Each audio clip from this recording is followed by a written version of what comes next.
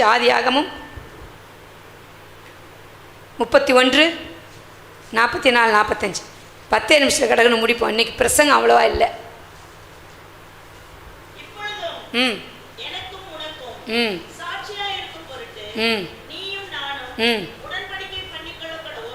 அல்லேலூயா. இது யார் சொல்றதுன்னு நினைக்கிறீங்க?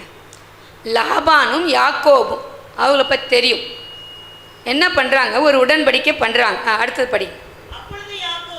அப்பொழுது யாக்கோபு ஒரு கல்லை எடுத்து அதை தூணாக நிறுத்தினான். யாக்கோபு என்ன பண்ணுறான்? ஒரு கல்லை எடுத்து தூணாக நிறுத்துகிறான். தூணுன்னா முதல்ல தெரியுங்களா? உங்களை தூணாக நிறுத்த போகிறார். அல்லேலூயா. தூண் எதுக்குங்க யூஸு? சப்போர்ட். அல்லேலூயா. கரங்க தட்டலாமா? தூண் என்னது? சப்போர்ட். வேற என்ன எல்லாம் செய்யும்? ஒரு தூணாக நிறுத்த போகிற. குடும்பத்துக்கு நீங்களாம் யார்? தூணு. தாங்குறீங்க, குடும்பத்தை தாங்குறீங்க. நீங்கள் இல்லாட்டி பெண்கள் நீங்கள் என்ன பண்ணுறீங்க? தாங்குறீங்க. தூணில் ஏறி இருக்கிறீங்களா? தூணில் ஏறி இருக்கீங்களா? தூண் எல்லார் வீட்லையும் அந்த காலத்தில், இப்போ கிடையாது. இப்போ தான் உங்களுக்கு இது வச்சிடுறாங்க, அங்கங்கே எழுப்புறாங்க. அப்போல்லாம் தாங்கி பிடிக்க தூணு தான் நிறுத்துவாங்க. தேவ ஆலயத்தை தூணால் தான், தூண் தான் தாங்குச்சு. தேவ ஆலயத்தை யார் கட்டினது?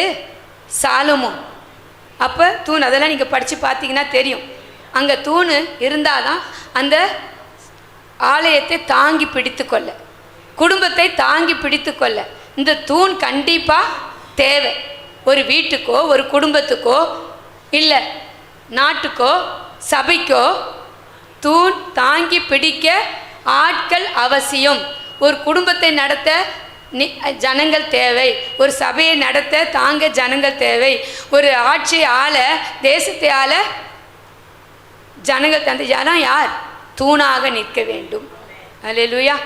அப்போ நீங்கள் தூணில் ஏறி இருக்கீங்களா? தூணை பார்த்துருக்கிறீங்களா? பெரிய பெரிய தூணாக இருக்கும். அப்போல்லாம் தாங்கிக்க பிடிக்க என்னது? தூணு தான். பார்த்துருக்குறீங்களா? எல்லா வீட்டுக்கும் என்ன வச்சுருப்பாங்க? தூணு. நல்லா தூணில் சாஞ்சிக்கின்னு பேசுவாங்க. ஏன் தூண்னு ஞாபகம் வருது. எங்கள் வீட்டில் வாசனை மாடி, அப்போல்லாம் மாடி வீட்டுக்கு இந்த இது போட மாட்டாங்க, ஆனால் தூணு தான் வைப்பாங்க அங்கங்கே. எங்கள் வீட்டில் தூணு தான் இருக்கும். பெரிய மாடி வீடு தான், ஆனால் 2 தூணு ஸ்ட்ராங்காக இருக்கும் 2 பக்கமும். இந்த அப்போல்லாம் ஸ்டெப்பு கிடையாது. இந்த தூணில் தான் எங்கள் அண்ணனுங்கெல்லாம் ஏறி மேலே எல்லாம் வைப்பாங்க.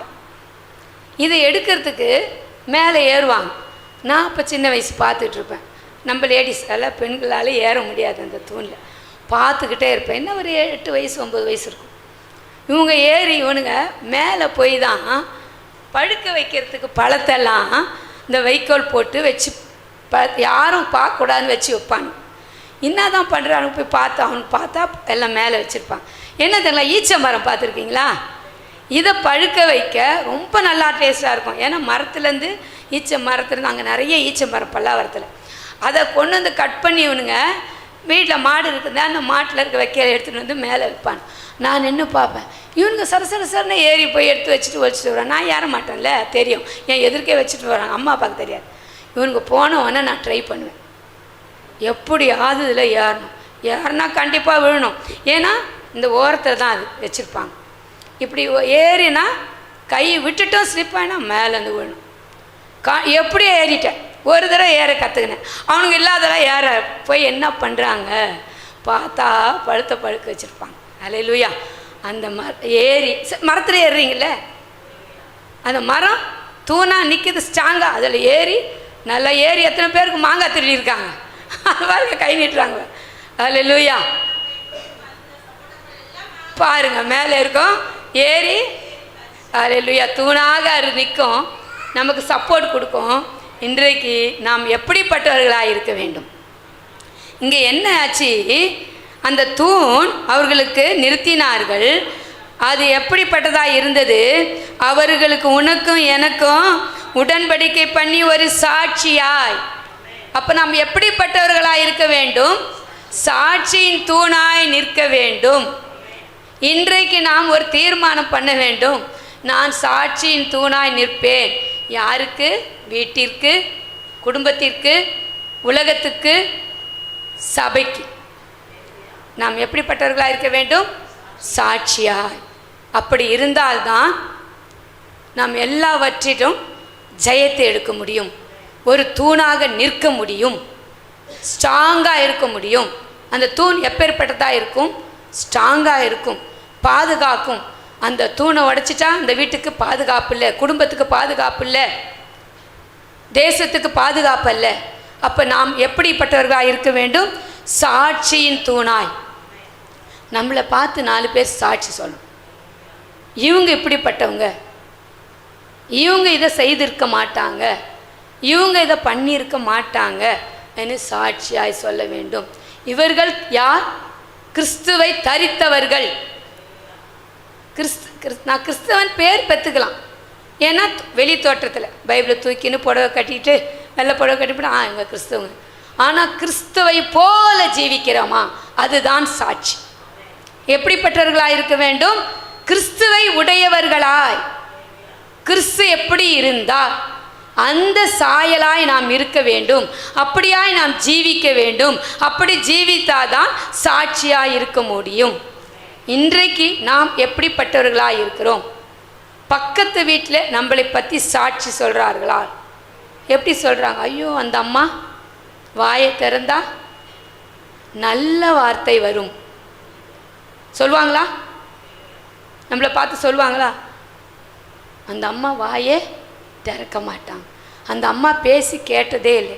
அந்த அம்மா பார்த்து இந்த வீட்டில் அந்த அம்மா இருந்தாங்களே, இந்த வீட்டில் அந்த அம்மா இருக்காங்களா? எனக்கு தெரியும், இவ்வளோ நாள் அவங்கள பார்க்கல. சாட்சி உள்ளவர்களாய் நாம் ஜீவிக்க வேண்டும். வீட்டில், அப்புறம் சபையில் எப்படி இருக்க வேண்டும்? சாட்சியாய். வெளி உலகத்துக்கு சாட்சியாய். 3 விதத்திலே நாம் சாட்சி உள்ளவர்களாய் இருக்க வேண்டும். அப்படி இருந்தால் மாத்திரம்தான் தூணாக நிற்க முடியும். அப்போ நீங்கள் சொன்னீங்கன்னா சாட்சியாக நின்றாதான் தூண்களாய் நிற்பீர்கள் எல்லாவற்றிற்கும். அல்லேலூயா. அப்படிப்பட்டவர்களாய் நாம் ஜீவிக்க வேண்டும். அந்த தூண் என்ன பண்ணுது? மற்றவர்களை தாங்குகிறது. ஒரு தூணை பார்த்தலாமா? எல்லாருக்கும் தெரிஞ்ச தூண் தெரியுமா? யாரா சொல்ல முடியுமா? அந்த தூண் எல்லாருக்கும் தெரியும். லோத்தின் மனைவி, கரங்களை தட்டுங்களேன். லோத்தின் மனைவி எப்படிப்பட்டவர்களாய் மாறினார்கள்? உப்பு தூணாய். அல்லேலூயா. உப்பு தூண்னா என்னங்க? உப்பு என்ன பண்ணும்? கரிக்கும். கரிச்சிட்டாங்க. பெண்ணுனாலுமே திரும்பி பார்க்கிறவளா ஆயிட்டான். அல்லேலூயா. அப்பேற்பட்ட சாபத்தை வாங்கி கொண்டார்கள். எப்படி? ஒன்றா பண்ணாங்க, திரும்பி பார்த்தாங்க. ஆனால் அங்கே என்ன சொன்னார் ஆண்டவர்? அதை பார்க்கலாமா? அதை பார்த்தா தான் அவங்களுக்கு தெரியும். ஆதியாகமம் 19:17 படிங்க. ஆதியாகமம் உங்களுக்கு ஞாபகப்படுத்த தான் அதை சொல்கிறேன்.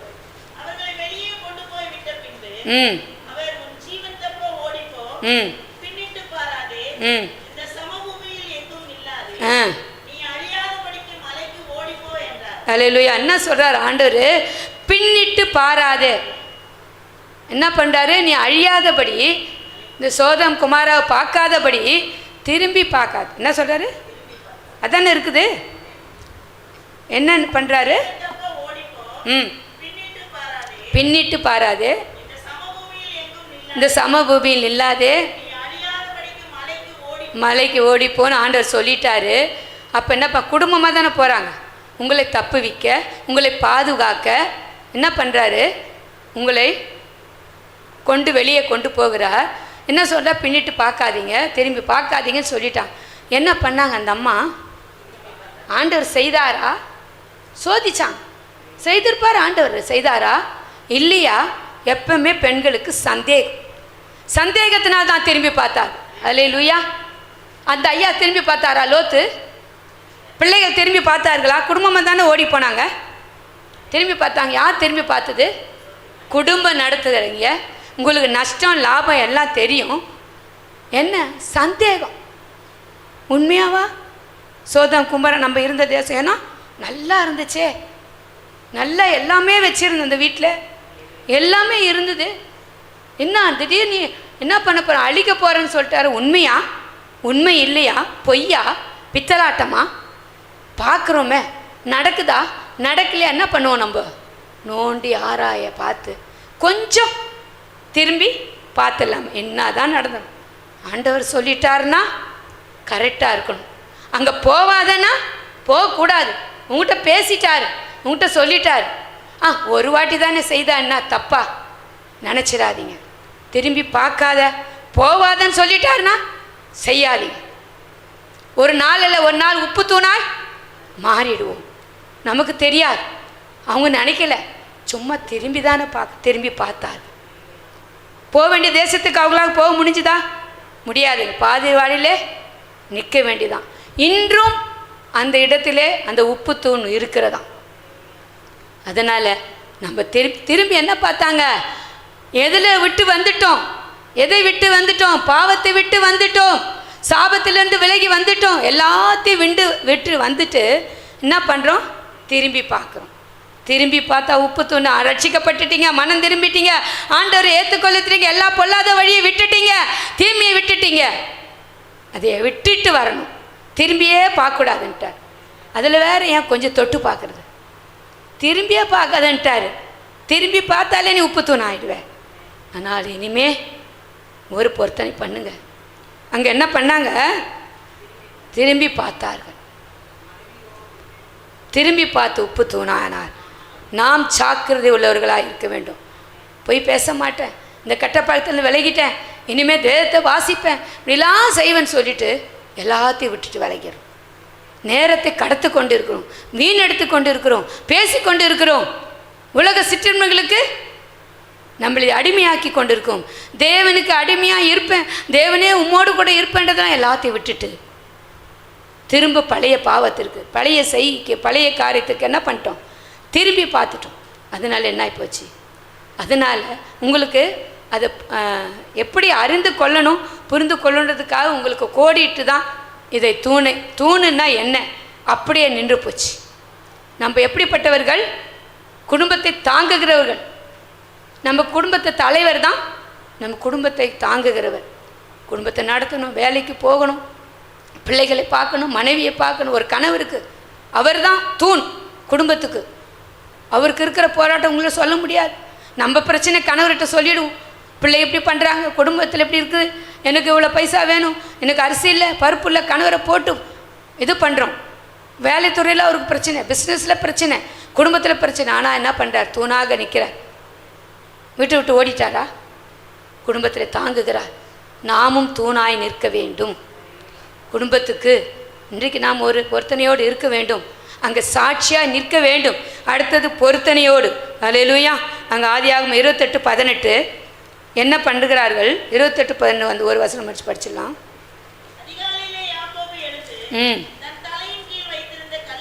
கல்லை எடுத்து தூணாக நிறுத்தி எண்ணெய் வார்த்து அந்த ஸ்தலத்துக்கு பெத்தேல் என்று பெயரிட்டான். ஒரு தூணை நிறுத்துகிறான். என்னது? ஆண்டவர் உனக்கு முன்னாடியே சொல்லிட்டு உன் சந்ததியை பூமியின் தூளை போல பெருக பண்ணுவேன், மேற்க கிழக்கவும் நீ பரம்புவாய், உன் சந்ததி உன் வம்சங்கள் எல்லாம் ஆசீர்வதிக்கப்படும் சொல்லிட்டு ஆண்டவர் அவனுக்கு என்ன பண்ணுறாரு? வெளிப்படுத்துகிறார். உடனே அந்த கல்லை எடுத்து கல்லை வச்சுட்டு அவன் தூங்குறான். அந்த கல்லை என்ன பண்ணுறான்? தூணாக ஆண்டவருக்கு பொருத்தனையாக நிறுத்துகிறான். என்ன சொல்கிறான்? எப்படிலாம் சொல்கிறீங்களே. அவனுக்கு ஆண்டவர் இந்த வார்த்தையை சொல்கிறப்போ கல்யாணம் ஆயிடுச்சா அவனுக்கு? அம்மா போ, ஓடிப்போ, லாபான் வீட்டுக்கு போ, தப்பிச்சு போ, உன்னை பாதுகாக்க ஜீவன் தப்பு போ அனுப்புகிறா. அவன் குடும்பத்தோடு போனானா? தனி மனிதனாய். ஆனால் ஆண்டவர் என்ன கொடுக்குறாரு? உன்னை மேற்க கிழக்கவும் பரம்ப பண்ணுவேன், உன் சந்ததியை ஆசீர்வதிப்பேன். அவங்க சந்ததி இருச்சாங்க, கல்யாணம் ஆச்சா? ஒன்றும் இல்லை, வெறும் கையாக போனான். வெறும் கையந்தான் தன்னுடைய மாமா வீட்டுக்கு, உங்கள் பாணியில் சொன்னால் தாய் மாமா வீட்டுக்கு தானே போனார். தன்னுடைய அம்மாவுடைய சகோதர வீட்டுக்கு போனார். அதில் வெறுங்கையோடு போனார். ஒன்றும் இல்லாத ஒரு ட்ரெஸ்ஸு கூட மாற்றி எடுத்துன்னு போனாரா தெரியல. ஏன்னா எதுவுமே அங்கே தலகாணி இல்லை, கல்லை வச்சு தான் படுத்துக்கிட்டார். ஆனால் அதே கல்லை தூணா ஆண்டவருக்கு முன்னாடி, ஆண்டவரே எனக்கு இது காண்பிச்சிங்களே, நான் திரும்பி வரப்போ இந்த தூண் தான் சாட்சி. இந்த தூண் ஒரு பொருத்தனை பண்ணுறான். முதல்ல அங்கே சாட்சி படுத்துட்டோம். அவனுக்கும் மாமனாருக்கு நடுவில் ஒரு சாட்சி நிறுத்துகிறான், நீங்கள் வரக்கூடாது நாங்கள் வரக்கூடாதுன்னு. இங்கே ஒரு பொருத்தனை பண்ணுறான். இன்றைக்கு நீங்கள் பொருத்தனை பண்ணும், சாட்சியாக நிற்க வேண்டும் சபைக்கு, குடும்பத்துக்கு, தேசத்துக்கு. அடுத்தது ஒரு பொருத்தனை பண்ணோம். என்ன பண்ணால் பொருத்தனை பண்ணணுமா நினைக்கிறீங்களா? என்ன பொருத்தனை தருங்களா? இவர் எப்படி பொருத்தனை பண்ணார்? இதையெல்லாம் நீங்கள் செய்தினா நான் இப்படி இருப்பேன் ஆண்டவரே, அப்படி இருப்பேன். இல்லைங்க, என்ன பொருத்தனை? ஆண்டவரே நான் ஜெபிக்கிறேன்னு சொன்னானே, இனிமேல் நான் ஜெபிப்பேன். ஆண்டவரே நான் இனிமேல் சாட்சியாக இருப்பேன்னு சொன்னனே, இந்த பொருத்தனை நிறைவேற்றேன். ஆண்டவரே இனிமேல் இப்படி செய்வேன்னு சொன்னனே, அந்த பொருத்தனை நிறைவேற்றுறேன். இனிமேல் நான் எந்த நல்ல வார்த்தை தான் பேசுவேன். இனிமேல் என் வார்த்தையில் வேண்டாத வார்த்தை வராது. பொருத்தனை பண்ணல, அதை நான் செய்வேன். இதை செய்யுங்க. இதுதான் பொருத்தனை. அந்த பொருத்தனை என்ன பண்ணும்? தூணாக நிறுத்த வேண்டும். அதுதான் தூண், அதுதான் சாட்சி, அதுதான் பொருத்தனை. பொருத்தணுன்னா ஐயோ நான் இதை பண்ணுறேன் அதை பண்ணுறேன், ஆண்டவரே நான் மொட்டை அடிச்சுக்கிறேன், ஆண்டவரே நான் 18 படி ஏறி வரேன், இதெல்லாம் ஆண்டவர் கேட்கலைங்க. இல்லாட்டி இத்தனை தட்சிணை வைக்கிறேன், அதே ஆண்டவர் கேட்குறார். இல்லைங்க, உண்டு பொருத்தனை என்ன? 4 பேருக்கு சுவிசேஷம் சொல்லுங்க, ஆண்டவர் இதை தான் கேட்குறார். ஏதாவது இல்லாட்டி பசிக்கு ஒரு வேளை முடிஞ்ச ஆகாரம் உங்களால் முடிஞ்சா அதாங்க பொருத்தனை, அதை செய்யுங்க. அப்பா நான் 1/2 மணி நேரமாவது ஜெபிக்கிறேன், ஒன்று வீட்டில் இல்லாட்டி சபையில் வந்து ஜெபிக்கிறேன், அதுதான் பொருத்தனை. அதுதாங்க ஆண்டவர் செய்வார். எல்லாரும் ஒவ்வொரு பொருத்தனை எடுத்துக்கங்க. ஆண்டவரை நான் இதை செய்கிறேன் ஆண்டவரை, இதை தான் கேட்குறா, வேறு எதுவுமே உங்களை பொருத்தனையாக கேட்குறாரா? ஆனால் சொல்லிட்டா செய்யாத விட்டுறாரு. உங்களை கேட்பார் ஆண்டவர். அன்னைக்கு பண்ணியேம்மா நீங்கள் மறந்துட்டுருப்பீங்க, அன்னைக்கு பண்ணுவியே இன்னைக்கு பண்ணலையே. நம்மளை கேட்குற தேவன் கரெக்டாக அவங்கள பாயிண்ட் பண்ணி பிடிச்சிடுவார். அல்லேலூயா. அதனால் பொருத்தனையின் தூணாய் நிற்போம், சாட்சியின் தூணாய் நிற்போம். அல்லேலூயா. இன்னும் ஒன்றே ஒன்று சொல்லிடல. வெளிப்படுத்தல் 3:12. வெளிப்படுத்தல் 3ஆம் அதிகாரம் 12ஆம் வசனம். எல்லாருக்கும் தெரிஞ்ச வசனம். ஜெயம் கொள்கிறவனோ அவன் என்ன தேவனுடைய ஆலயத்திலே தூணாக்குவேன். எங்கே தூணாக்குவாராம்? தேவனுடைய ஆலயத்திலே. ஜெயம் கொள்கிறவனோ அவனை என் தேவனுடைய ஆலயத்திலே தூணாக்குவேன், அது நின்று அவன் ஒரு காலம் தீங்குவதில்லை. என் தேவனுடைய நாமத்தையும் என் தேவனால் பரலோகத்தில் இருக்கிறவர் வருகிற புதிய எருசலேமாகிய தேவனுடைய நகரத்தின் நாமத்தையும் என் புதிய நாமத்தையும் அவன் மேல் எழுதுவேன். அல்லேலூயா. அப்போ நீங்கள் எப்படிப்பட்டவர்களாய் மாற வேண்டும்? ஜெயங்கொள்கிறவராய் தேவனுடைய ஆலயத்திலே நீங்களை தூணாக்குவேன். தேவனுடைய ஆலயத்தில் நான் எப்படிங்க தூணாக இருப்பேன்? எனக்கு பேச தெரியாதுங்க, உடனே ஆரம்பிச்சிருவீங்க. எனக்கு ஜெபிக்க தெரியாதுங்க, எனக்கு ஜெபிக்க இருந்தாலுமே படப்படன்னு வந்துடுங்க. சாட்சி சொல்கிறதுக்கு எனக்கு நிற்க முடியாதுங்க. நான் எங்கே சபையில் தூணாக போகிறேன்? ஜெபிங்கன்னு சொன்னால் எனக்கு பயம் வந்துடுது, சாட்சி சொல்லணும் தான் உதறுது. அல்லேலூயா. வேறு எதுக்காவது உதறுதாங்க? இன்றைக்கெல்லாம் மணிக்கணக்கா ஆஸ்பத்திரியில் மாத்திரை வாங்க நிற்கிறோம் இல்லையா?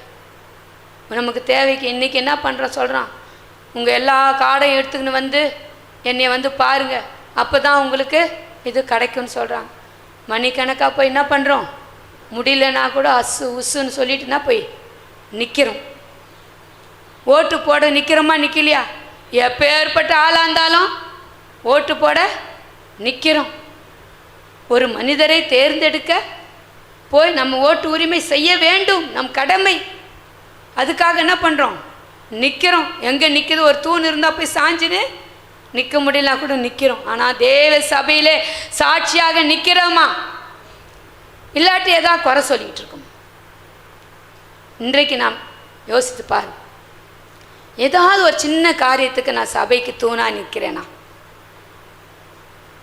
எது செய்தாலும் ஒரு சின்ன காரியத்தை நீங்கள் சபைக்கு செய்தீங்கன்னா அது ஒரு பெரிய தூண். ஐயோ இது செய்ய சொல்லிட்டாங்களே நான் என்ன செய்யறதுன்னு நினைக்காதீங்க. ஜெபிச்சா ஒரு தூண். அல்லேலூயா. வந்து இந்த நேரத்தில் வந்து தேவனுடைய காரியத்தை ஆராய்ஞ்சிங்களாமே ஒரு தூண். அல்லேலூயா. கர்த்தர் அப்படியாக உங்களை தூணாக நிறுத்துவார். ஒரு பாட்டு பாடுங்களேன். எனக்கு கொஞ்சம் ரெஸ்ட் கொடுத்தீங்கன்னா தாங்குறீங்க. அல்லேலூயா. ஒரு காரியத்தை நீங்கள் செய்தீங்கன்னா தாங்குறீங்க. ஒரு தூணாக உங்களால் செய்ய முடியாதில்ல, முடியும். இல்லாட்டி ஆண்டவருக்கு இப்படி இருப்பேன் தீர்மானம் பண்ணுங்க, கர்த்தர் உங்களை நடத்துவார்.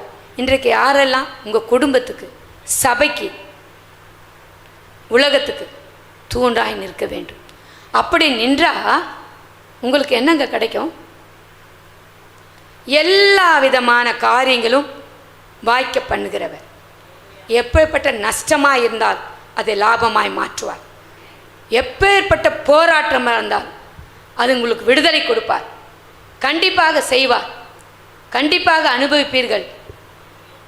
ஆனால் பொருத்தனையை ஒரு நாளை விட்டு விலகாதீர்கள். பொருத்தனை பண்ணிட்டீங்கன்னா அதன்படிங்க கடைசி வரைக்கும், ஜீவன் இருக்கிற வரைக்கும் செய்யுங்க. கர்த்தர் உங்களை அதிலிருந்து உங்களை காப்பாற்றுவார். அதிலிருந்து உங்களை தப்புவிப்பார். உங்களை தூணாக நிறுத்துவார். உங்களை சாட்சியாக நிறுத்துவார். ஆண்டவரை இப்படிப்பட்ட காரியங்களை நான் ஒரு தூணாய் சாட்சியாக நிற்பேன். இன்றைக்கு நீங்கள் ஒரு பொருத்தனை பண்ணுங்க. ஒரு தூணாய் நிற்பேன், ஒரு சாட்சியாய் நிற்பேன். கர்த்தர் உங்களுக்கு அற்புதங்களை செய்வார். செய்ய முடியாத காரியங்களை செய்வார். உங்களுடைய உடம்புல இருக்கிற பலவீனத்தை நீக்குகிறவர். எப்பேற்பட்ட பல நாள் வியாதியா கர்த்தர் இந்த நாளில் விடுதலை கொடுக்குவார். அல்லேலூயா. அநேக நாட்டில் சரீரத்தில் வியாதி, இனி உங்களுக்கு அந்த வியாதியே வராது. சின்ன பிள்ளையில் நானும் ஒரு வியாதினால் கஷ்டப்பட்டேன். குணப்படுத்தவே முடியாது, சரியாக்கவே முடியாது. எவ்வளோ மருந்து மாத்திரை எடுத்து பார்த்து எவ்வளோ கஷ்டப்பட்டேன். பயங்கரமாக கஷ்டப்படுவேன். எங்கள் அப்பா என்னை கூட்டிகிட்டு போட ஆஸ்பத்திரியில் அது இதுன்னு சொல்லி பயமுறுத்தி சின்ன பிள்ளையில. ஆனால் எனக்கு தெரியல. ஆனால் அந்த வியாதி வரப்போ கஷ்டப்பட்டேன், அவ்வளோதான். நான் கஷ்டப்படுறத பார்த்தா யாருக்கு கஷ்டம்? அப்பா அம்மாவுக்கு தான் கஷ்டம். கஷ்டப்பட்டாங்க. ஐயோ ஒரு பொண்ணுக்கு இப்படி ஆயிடுச்சு, நாங்கள் என்ன பண்ணுறது? இது என்ன அந்த காலத்தில் வியாதியை கண்டுபிடிக்கவே தெரியாது. எங்கெங்கேயோ போய் இப்போ உடனே ஸ்கேன் பண்ணிடுறேன். அப்போ ஸ்கேன் இருந்துச்சா? இல்லை, எதுவும் இல்லை. எல்லாத்துக்கும் எக்ஸ்ரே மட்டும்தான் எடுப்பார். எல்லாத்துக்கும் பிளட் டெஸ்ட் அதுதான் இருந்தது. என்னென்ன எங்கெங்கேயோ ஆஸ்பத்திரிக்கு ஏதோ ஒரு வியாதிக்கு என்னென்னதோ போய் டெஸ்ட் பண்ணார் எங்கள் அப்பா. எங்கே தான் கூட்டிகிட்டு போகிறான்னு தெரியல. போகிற இடம்லாம் எல்லாத்துக்கும் டெஸ்ட்டு. ஆனால் எந்த டெஸ்ட்டுமே எடுக்காதே ஆண்டவர் ஒரே நாளில். அல்லேலூயா. எங்கள் பீச்சு அந்த பீச் இடத்துல மீட்டிங் நடந்தது. பெரிய திரளான ஜனங்கள் மத்தியில் எனக்கு கர்த்தர் சுகம் கொடுத்தார். ஒரு மருந்து மாத்திரம் இல்லை, இன்று வரைக்கும் அந்த பலவீனம் என்னை தாக்காதபடி கர்த்தர் பாதுகாத்தார், தூணாய் நிறுத்தினார். அதனால் என்னுடைய சபையில் நான் சாட்சியாய் இருந்தேன். சாட்சியாய் இன்றும் ஒரே சபையில் நிலை நிற்கும்படியாய் கர்த்தர் இன்று வரைக்கும் நடத்தி கொண்டிருக்கிறார். தூணாக நிறுத்துகிறவர். அப்பேற்பட்ட வியாதி உங்கள் சரத்தில் ஆட்கொண்டு இருக்கிறதா? தூக்கி ஒரு நிமிஷத்தில் எரிஞ்சிடுவார். உங்களுக்கு ஏதோ குடும்பத்தில் குழப்பம் இருந்து கொண்டே இருக்கிறதா? அதை வெளியே எடுத்து போட்டுருவார். அப்படி பிடுங்கி போட்டுருவார். கர்த்தர் உங்களை தூணாக நிறுத்துவார். நிலை நிற்பீர்கள். உங்களை நடத்துகிற தேவன். இன்றைக்கு ஒரு தீர்மானம் பண்ணுவோம். கர்த்தர் இந்த நாளில் என்னை நடத்துவார். இன்றைக்கு நான் தூணாக நிற்கப் போகிறேன். என் குடும்பத்துக்கு, என் தேசத்திற்கு, என் சபைக்கு 3 வித காரியங்களால் கர்த்தர் என்னை செயல்படுத்த போகிறார், என்னை நடத்த போகிறார். அல்லேலூயா. ஆரம்பிக்கிறது உங்களுக்கு அற்பமாக இருக்கலாம். என்ன இது ஆரம்பமே எனக்கு இப்படி இருக்குதே, ஒரு பொருத்தனை பண்ணலான்னு பார்த்தா ஆரம்பமே என்ன பொருத்தனை பண்ணுறீங்களோ கரெக்டாக அதுதான் நிறையா வரும். ஆனால் அதிலிருந்து பெரிய மகிமை உங்களை காண செய்கிறவர். அல்லேலூயா. ஐயோ இதில் சாட்சியாக நிற்கணும், தினமும் பைபிள் படிப்பேன்னு ஒரு தூணாக நிற்பேன் நினச்சேன். ஐயோ இன்னைக்கு வேதத்தை வாசிக்க முடியும்னா நீங்கள் அதை விட்ட மாட்டீங்கன்னா ஆண்டவர் உங்களுக்கு ஞாபகப்படுத்தி கொண்டே இருப்பார்.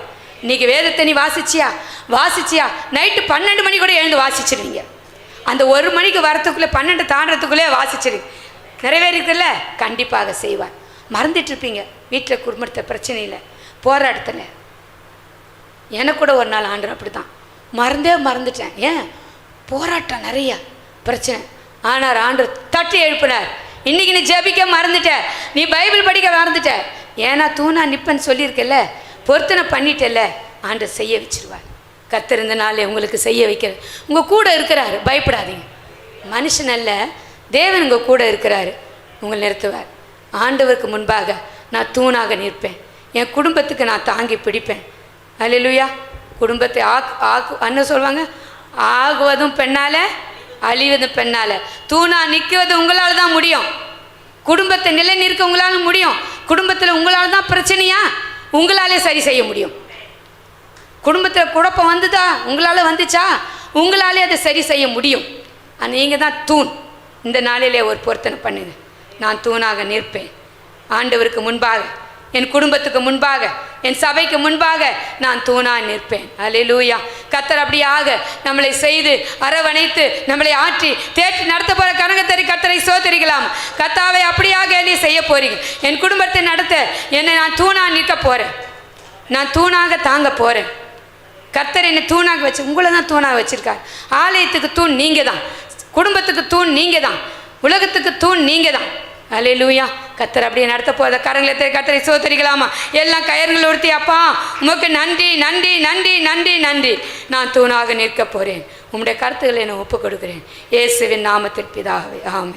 எல்லாம் சேர்ந்து சொல்லாமா? என் ஆத்துமாவே, என் முழு உள்ளமே, என் ஆத்துமாவே கர்த்தரை சோதரி, அவர் செய்த சகல உபகாரம் வருவார். ஆமென். அல்லேலூயா அல்லேலூயா அல்லேலூயா. கர்த்தர் தாமே உங்களை ஆசீர்வதிப்பார்.